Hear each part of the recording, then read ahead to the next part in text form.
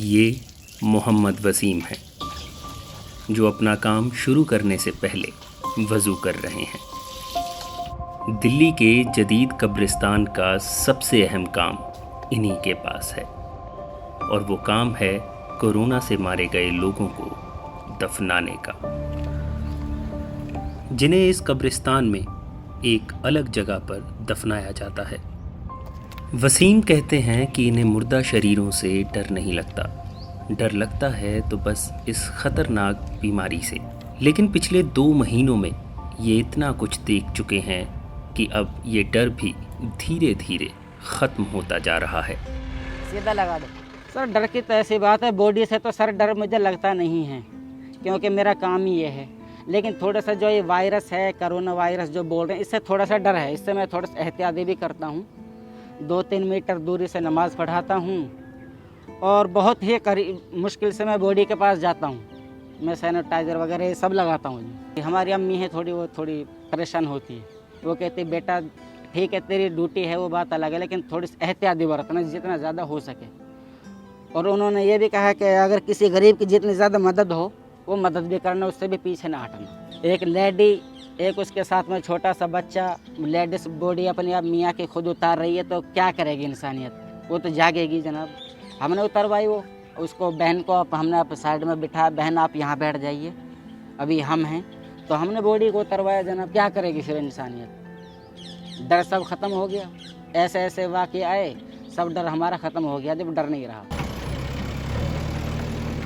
इस काम में इनका साथ देते हैं शमीम, जो इस कब्रिस्तान के केयरटेकर हैं और जेसीबी की मदद से वो कब्रों की खुदाई करवाते हैं।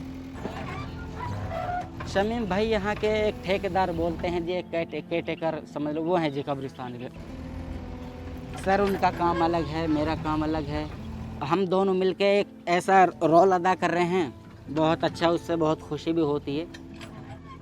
ऐसा है कि जो नॉर्मल कब्र जो होती है हमारी, वो हम नॉर्मल जो रखते हैं वो रखते हैं हम 3 फुट।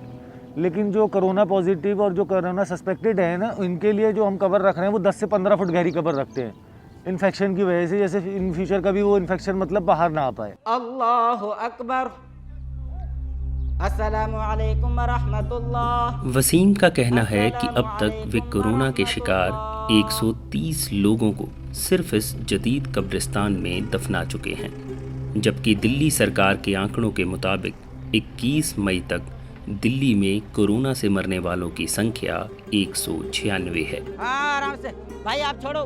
130 हो गए जी आज। कल 128 थे, आज 2 बॉडी आई हैं, 130 हो गए जी। उसमें से तकरीबन 20 या 25 बॉडी ऐसी होंगी जो हमने अपने हाथों से नीचे उतरवाई हैं, जिनके साथ में कोई नहीं, एक भी बंदा नहीं, या किसी के साथ में एक है, बाकी रिश्तेदार वगैरह वो सब भाग गए, छोड़ के चले गए।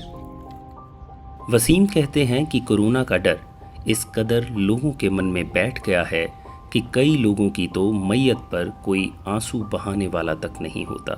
लेकिन इस दौरान कुछ वाक़ये ऐसे भी हुए कि इन्हें लगा इंसानियत आज भी जिंदा है।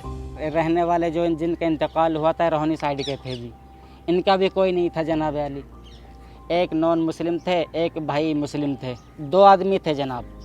हमने उसमें भी हिस्सा लिया और उसकी बॉडी को तदफीन किया और उनको पीपी किट वगैरह भी दी।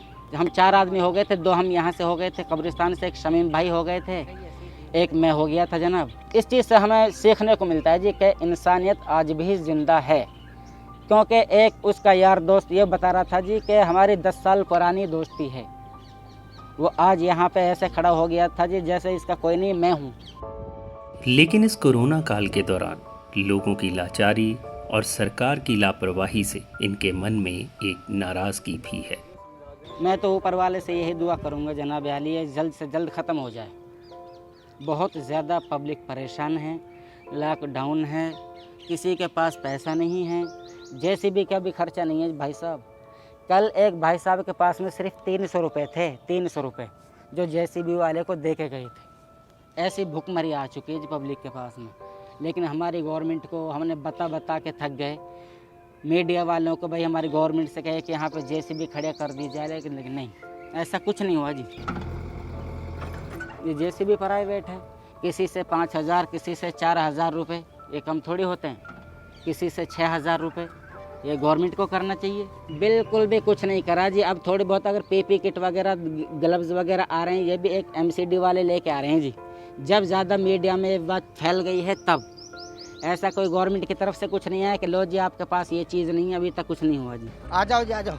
वसीम के काम को पूरा हिंदुस्तान तो नहीं जानता होगा, लेकिन हाँ, कुछ चंद जिंदगियां ज़रूर हैं जो उन्हें दुआओं में याद ज़रूर रखती होंगी।